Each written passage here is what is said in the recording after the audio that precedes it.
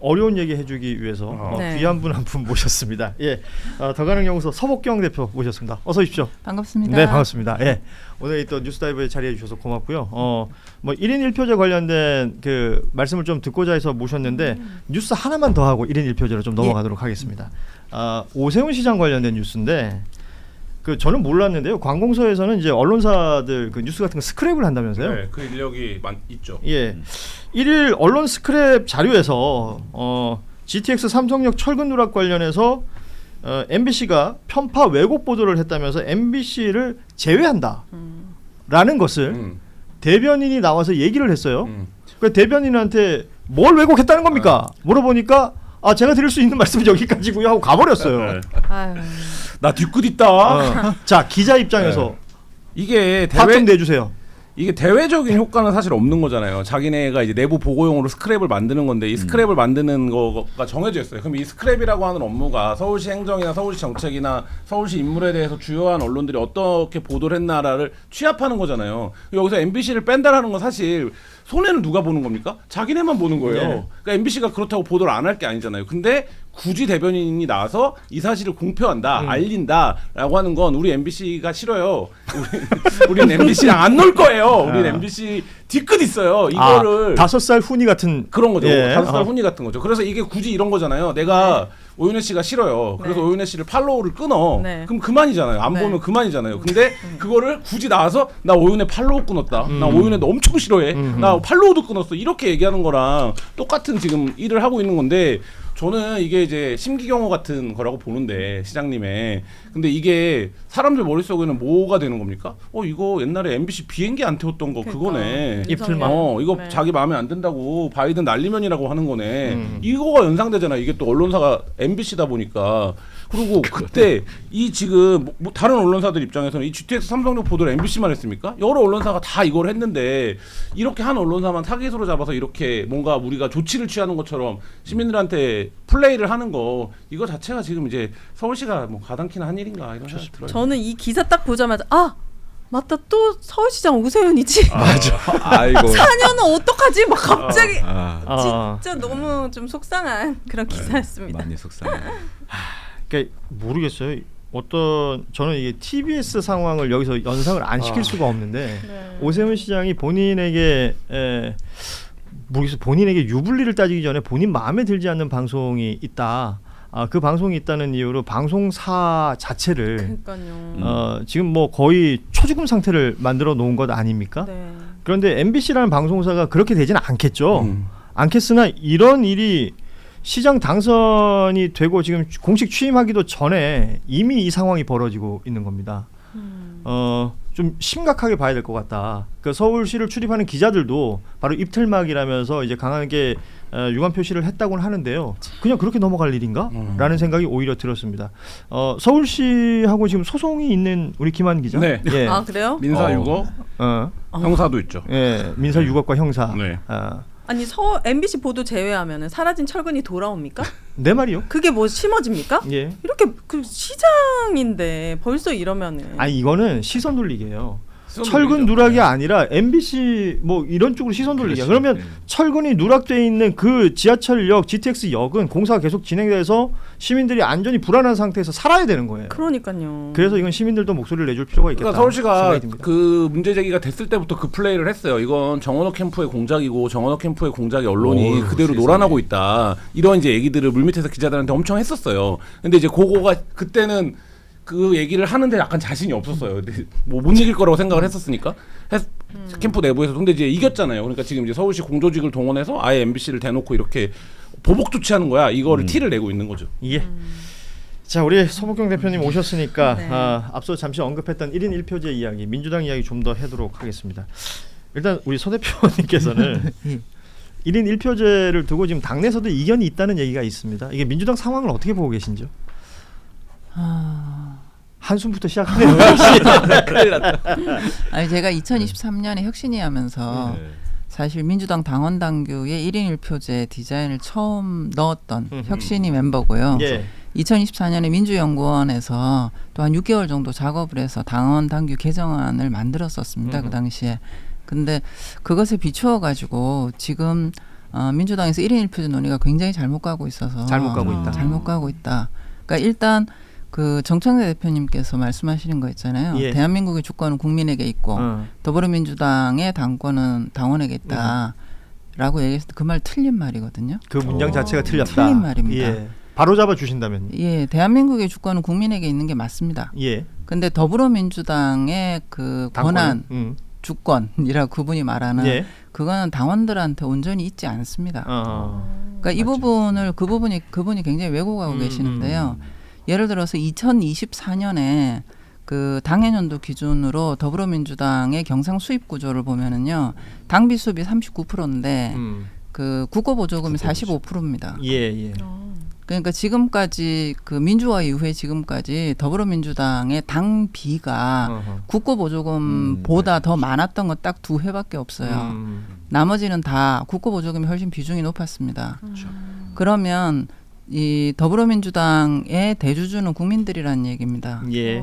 그렇기 때문에 더불어민주당의 당원들이 당신들이 더불어민주당이 결정을 할 때 이 적어도 더불어민주당이 지금 말하자면 사무실을 운영을 하고 당직자들의 월급을 주고 당신들의 활동을 하고 홈페이지를 운영하는 이 모든 활동 부분에서 당신들의 당비보다 훨씬 더 많은 액수가 국민들의 세금이라고 인식을 한다면 적어도 정당의 활동이나 결정은 국민들을 보고 해야 되는 겁니다. 지금 말씀하신 것처럼 혁신의 멤버이기도 하셨고 1인 1표제를 처음 만들 때 디자인하는데 그 일원이기도 하셨기 때문에요. 그럼 이 1인 1표제가 처음 나올 때는 그 취지라는 게 있었을 거 아닙니까? 그 부분도 먼저 설명을 해주시면 좋겠습니다. 예, 그래서 그 부분이 제일 가슴 아픈 부분인데요. 지금 정청래 대표님께서 1인 1표제를 거의 교리화하고 계세요. 이 종교의 교리는 따지지 말고 묻지 말고 믿어라 이거잖아요. 그거 아니거든요. 네.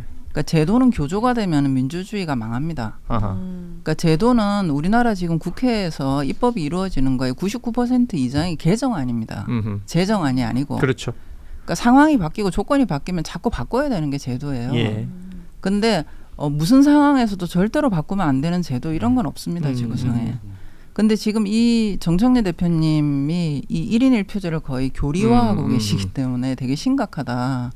2023년에 처음에 그 제도를 디자인을 할 때 문제의식은 뭐였냐면요.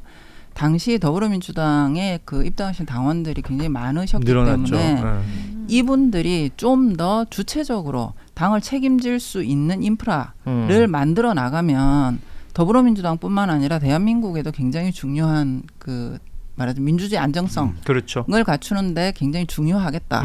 그래서 당시 핵심이 1인 1표제가 아니고요. 더불어민주당 당원들이 권한에 따른 책임을 어떻게 할 수 있는가가 디자인의 핵심이었어요. 예. 그래서 저희가 제안을 했던 게 더불어민주당의 당원을 온라인으로 들어오시더라도 반드시 지역위원회에 가입 의무가 있어야 된다. 왜냐하면 우리나라는 지역구 선거를 하는 곳이기 때문에 그리고 그 한 달에 한 번이나 적어도 분기에 한 번 정도는 지역위원회 당원총회를 해야 된다. 그래서 당원들이 지역위원회가 어떻게 돌아가는지 알아야 된다. 그리고 대의원은 필요하다. 그런데 대의원은 당원 선출제로 하자. 국회의원이 내리찍지 말고. 그런 부분을 제안을 드렸던 거고요. 전당대회도 저희가 제안 드렸던 거는 정책 전당대회를 제안 드렸던 겁니다. 누구가 아니고요. 그러니까 앞으로 2년에 한 번씩 전당대회를 하기 때문에 그 2년 동안에 더불어민주당의 정책 노선이 어디로 갈 것인가. 이 부분을 결정을 해야 된다. 그걸 먼저 결정을 하고 그거를 잘 담당할 리더십을 선출하는 개념으로 가야지 개인에 대한 인기 투표로 가면 안 된다. 이런 제안을 드렸었는데요. 지금 더불어민주당의 당원분들은 이런 권한에 따른 책임의 영역은 지금 제도 개선이 하나도 수반되고 있지 않아요. 그러니까 저희가 그 하면서도 이 저희 당원 정책 기능 강화를 위해서 정책 교육이나 이런 부분들도 다 제안 드렸었고 그거는 지금 더불어민주당 홈페이지에 가면은 민주연구원 부분에 저희 보고서가 다 떠 있습니다. 근데 그런 내용들은 그러니까 더불어민주당 당원분들이 1인 1표의 권리를 행사하는 만큼 당의 어떤 정책 노선을 결정하고 운영을 결정을 하기 위해서 같이 공부하고 같이 커가는 이런 시스템 하나도 안 만들어 놓고 누구 뽑을 거냐만 갖고 지금 그렇죠. 1인 1표제를 갖고 오신 거예요. 그러니까 누구로부터 선택을 받으면 그것이 곧 명분이 된다라고 생각을 해버린다면 이 1인 1표제는 누군가한테는 굉장히 강력한 무기가 될 수도 있지 않습니까? 그러니까 그래서 그 안에 담겨있는 뭐 진의라든지 이런 것들이 왜곡될 수도 있는 것이고 당내에 있는 인사들 중에서도 뭐 성별, 지역, 세대 뭐 다양한 목소리를 당에 담기 위해서 뭐 가중치를 둬야 된다든지 지금의 1인 1표제에 대해서 좀 보완이 필요하다 얘기를 하시는 분들도 있어요. 근데 이런 논의가 진행되는 것과 8월 17일로 다가가 와 있는 전당대회와 이게 뭐 딱딱 맞아떨어지지는 않을 테니까 갈등 요소가 될 것 같기도 하고요. 그러니까 이런 부분들에 대해서도 그 논의가 이렇게 진행이 되면 안 되는 것이요. 저희가 혁신위 때 제안 드렸던 내용 중에 하나도 미래대표제 이런 게 있었어요. 왜냐하면 더불어민주당 당원수 중에 2030 청년 당원 비중이 작기 때문에 예. 이분들에 대해서는 특별한 권한을 더 보장을 해야 더불어민주당의 청년 대표성이 올라갈 수 있다. 또는 지역적으로 뭐 경북 지역이라든지 대구라든지 여기에서 활동하시는 분들은 전체 n분의 1로 다 해버리게 되면은 당의 어떤 뭐 지역 균형 발전 그렇죠. 문제나 이런 예. 부분에 대한 그 노선이 그 기울어질 수 있기 때문에 특별한 배려가 필요하다. 이런 문제 의식을 저희도 다 가지고 있었던 부분이거든요. 그런데 이런 부분들을 물론 이제 이번에 2월 3일 날 당원 개정을 하면서 그 저 전당대회 준비하면서 필요에 따라 가지고 이 비중은 조정할 수 있다라고 하는 허용 규정은 뒀는데요. 그러면 만약에 그런 허용 규정을 뒀으면 얼마 전에 김남희 의원이나 전현희 의원이 예.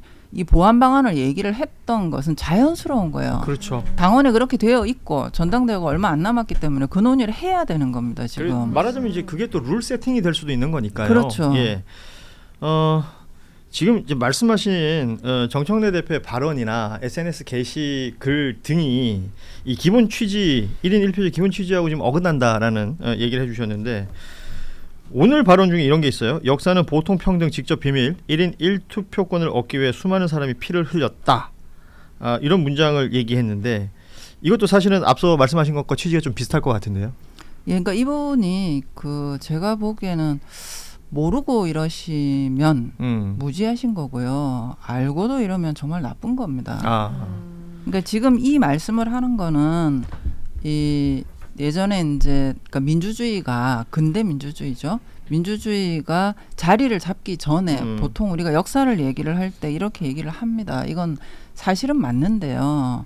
지금 더불어민주당에서 얘기하는 1인 1표제라고 얘기하는 거하고 이거하고는 아무 상관이 없어요. 예. 근데 이거를 가지고 지금 덮어버리시는 거잖아요. 예. 그러면 이때 당시 이분이 얘기를 하는 이 피를 흘린 수많은 사람들이 누구냐면 노동자들, 그 다음에 그 뭐지 저 도시 하층 빈민 하시는 분들 이런 분들이 나도 한 표 갖자라고 하면서 엄청나게 싸운 것의 결과가 맞는데 그럼 더불어민주당 내에서 그 피 흘린 사람이 누굽니까 대체? 저도 저 한 말씀 드리면 예. 저도 당 생활을 좀 했으니까 예. 저는 민주당 역사에서 1인 1표제 할 때 피를 흘리는 경우를 본 적이 없어요. 그리고 굉장히 자연스럽게 쉽게 된 거거든요. 왜냐면은 옛날에는 이제 교통이 어렵고 인터넷이 발전하지 않았을 경우에는 전국 대의원대회밖에 못했어요.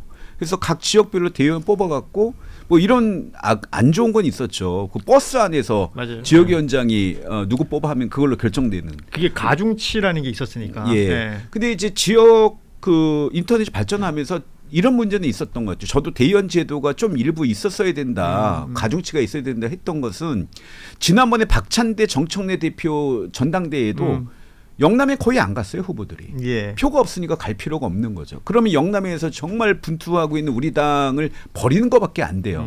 저쪽은 서진한다고 하는데 우리는 동진을 못하는 거예요. 그래서 최소한의 한 20대 1 정도면 되지 않나. 옛날에는 뭐 70대 1, 50대 1이었는데 20대 1 정도 남아있는데 상관없을 것 같아. 괜찮을 것 같아 했는데 어쨌든 간에 혁신에서 1인 1표제 대신에 대의원 제도는 유지하고 수김 유지를 강화하는 시스템을 갖추면은 이것도 괜찮겠다. 그래서 대의원들이 입법 활동도 같이 참여를 하는 시스템까지 해주면은 뭐 이대로 유지가 되겠지라고 했는데 그게 안 됐어요. 그 지금 이제 시간이 4시 반이 돼서요. 예. 뭐 우리 일정 있으신 분들은 자리를 하셔도 되고 이석을 하셔도 되고 우리 서복경 대표님하고는 이걸 좀 더 이야기 나눠야 될 것 같은데 갈 거예요? 있어요? 가라고 해야 하는 거 결정을 해주시죠. 아니 뭐 본인들에게 선택을 저희는 남깁니다. 왜냐하면 이제 4시 반 이후에 더 계시면 네. 비용 발생이 되는데 그럼 나가주 그걸 제가 책임질 수는 없어서요. 그러니까 나가주는 게 좋은 네, 거잖아요. 그래요. 판결에. 예. 지금까지 수고해 주신 우리 오윤희 씨. 네. 인사 저는 나누고. 서 대표님 처음 뵀는데 너무 다른 데서는 들을 수 없는 아, 주옥 같은 고급이지. 말씀을. 고급이지. 저 혁신위에서 뵀어요.